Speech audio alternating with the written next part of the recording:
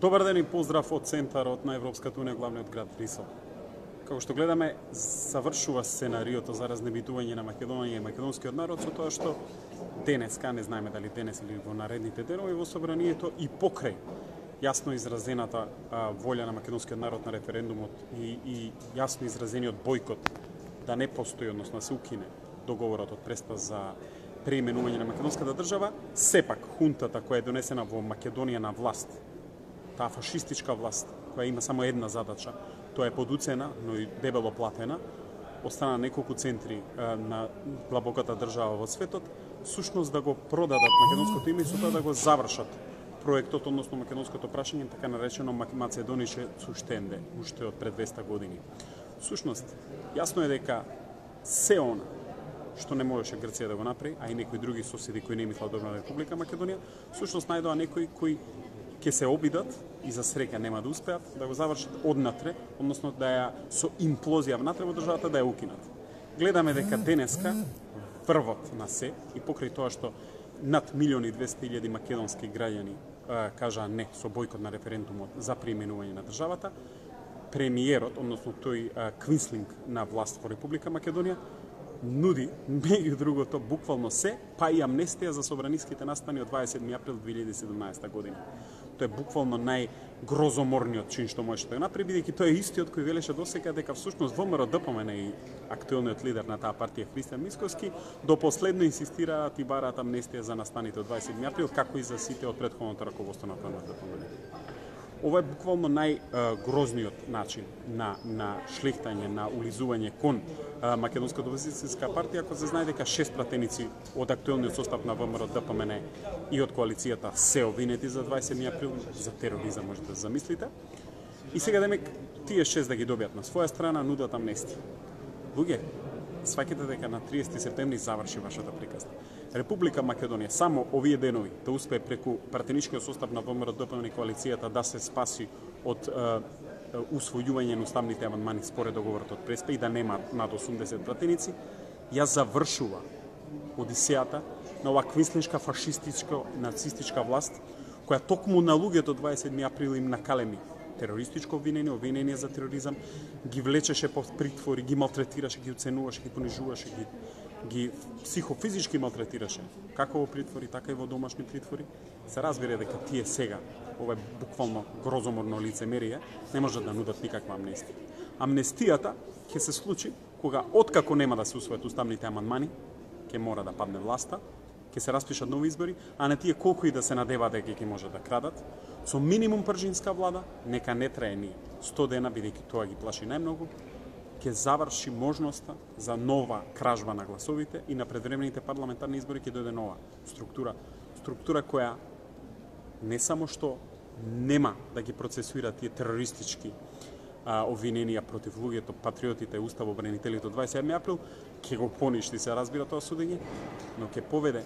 ново обвинителство, ќе избере ново обвинителство, се надевам и ново специјално, ако е можно, обвинителство, кое ќе се бави со сите криминали на актуелната власт, со сите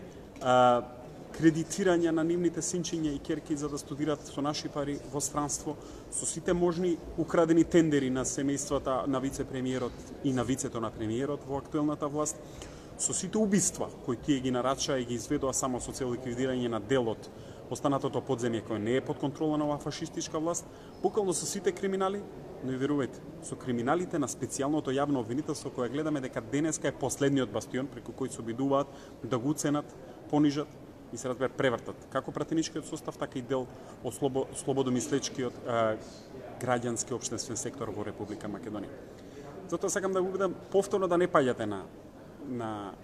медиумските спинови и шпекулации. Ја владеа целосно медиумската сфера, освен ова, каде што ме гледате и каде што вие сте сите активни, тоа се социјалните мрежи, тоа сега не успеа и покрај закани за убиства, за кривични гонења и така натаму за изречена збор на оваа социјална мрежа. Не верувајте на медиумите, се што ќе излажат, не верувајте на ЗАЕП, не верувајте на хунтата, на власта,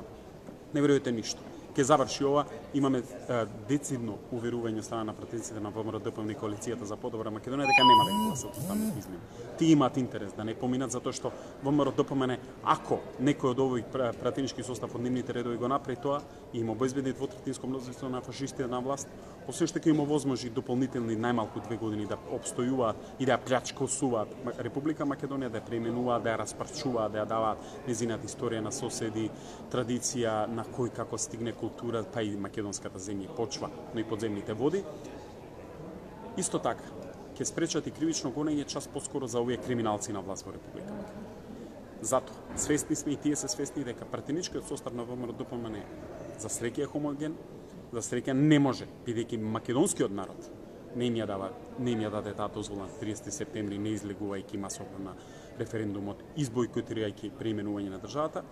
да останат мирни и да останат имуни на заканите, имуни на овие грозоморни понуди за некаква амнестија. Амнестија ќе има. Дали тоа ќе биде за месец, 2, 3 или максимум 6, која ќе се собори од власт фашистичката гарнитура во рамки на владата на Република Македонија, не само амнестија, ќе има напротив гонење на сите криминали.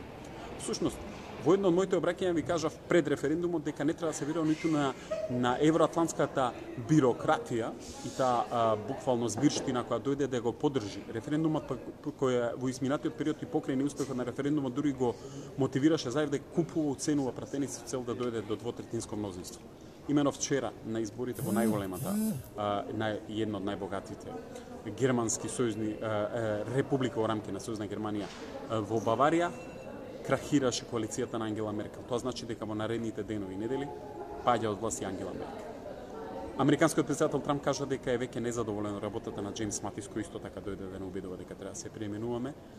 што значи и Матис паѓа од власт. За 6 до 8 месеци, поради европските избори во мајдната, односно април-мај идната година, паѓаат и Хан, и Могерини, и Туск, и Јункер. Паѓаат сите кумови кои сака